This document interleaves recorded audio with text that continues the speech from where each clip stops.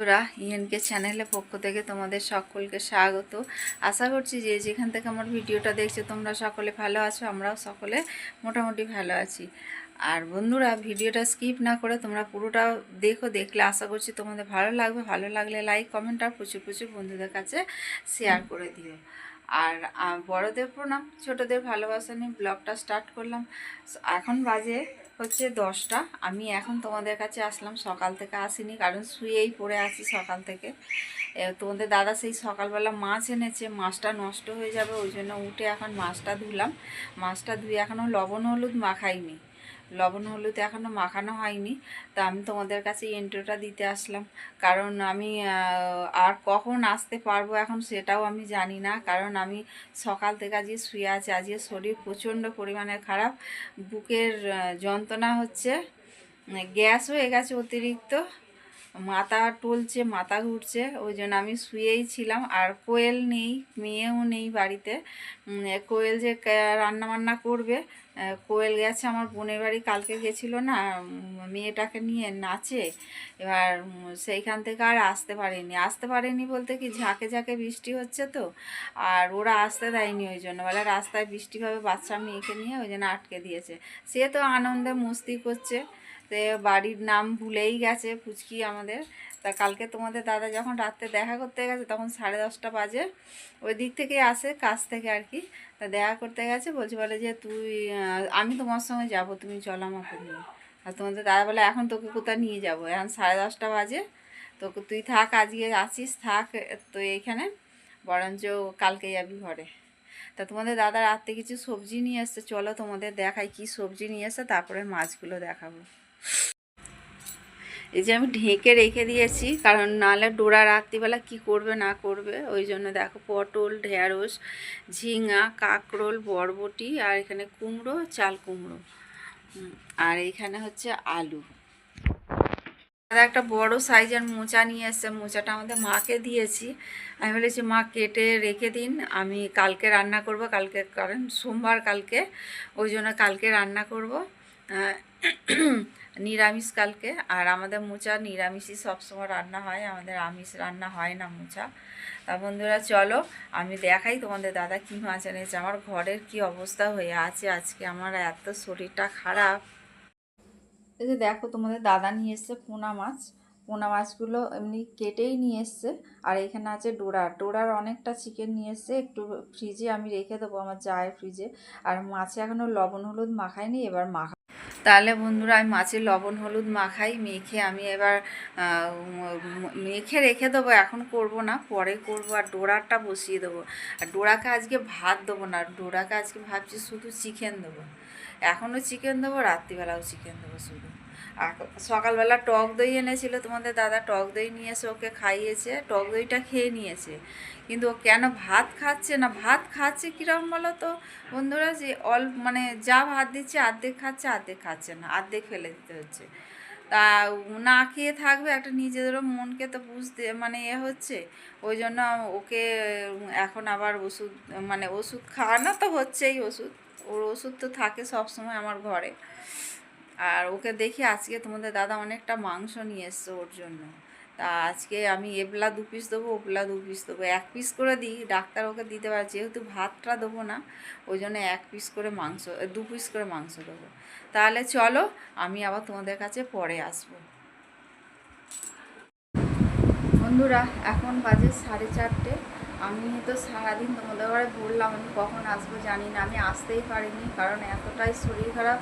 সেই কোনো রকমে আজকে সিদ্ধ ভাত করেছি, আর তোমাদের দাদা মাছ এনেছিল, মাছ ভাজা করে দিয়েছি গরম গরম তোমাদের দাদাকে দুপুরবেলা। তোমাদের দাদা আমি সিদ্ধ ভাত খেলাম।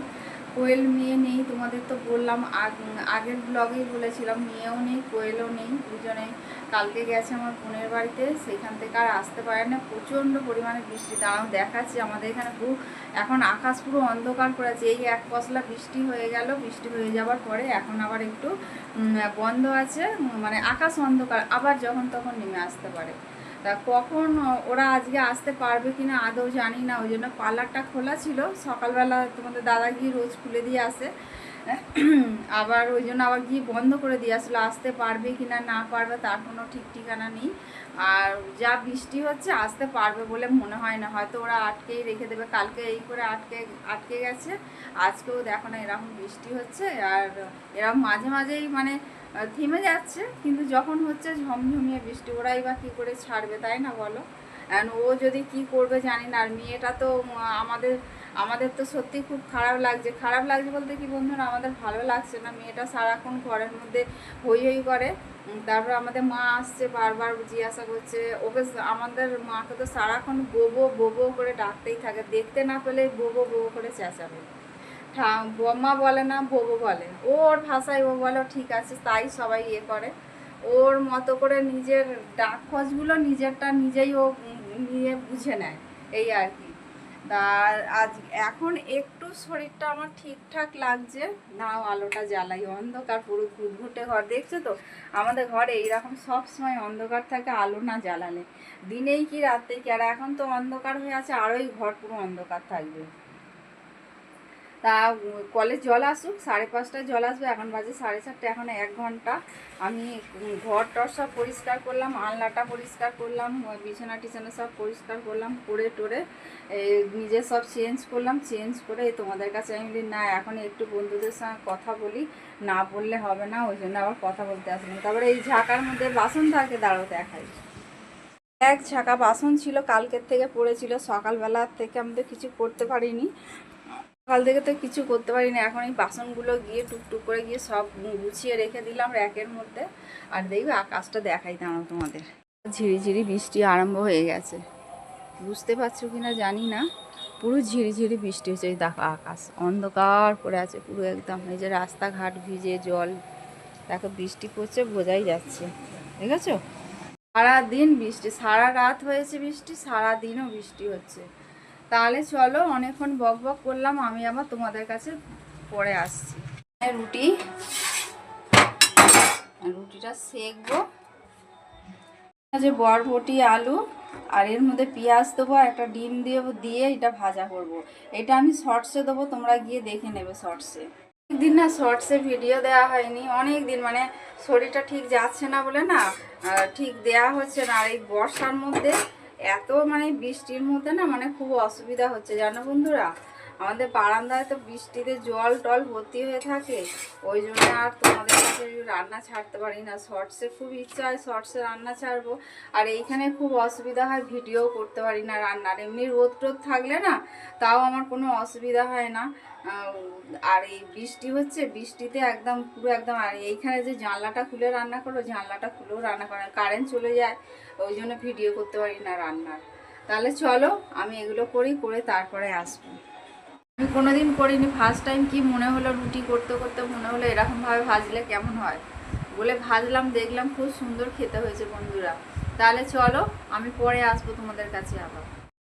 বন্ধুরা এখন বাজে 7:45, আমি এখন ভিডিওটা এখানেই শেষ করে দেবো, আর বেশি দূর বাড়ালাম না। তোমাদের যদি ভালো লেগে থাকে তাহলে লাইক কমেন্ট আর প্রচুর প্রচুর বন্ধুদের কাছে শেয়ার করে দিও। তোমরা আমার সঙ্গে থেকো, পাশে থেকো, তোমরা ভালো থেকো, সুস্থ থেকো, সাবধানে থেকো। আবার পরের দিন নতুন আর একটা ব্লগ নিয়ে তোমাদের কাছে আবার চলে আসবো। তাহলে বন্ধুরা টাটা, গুড নাইট।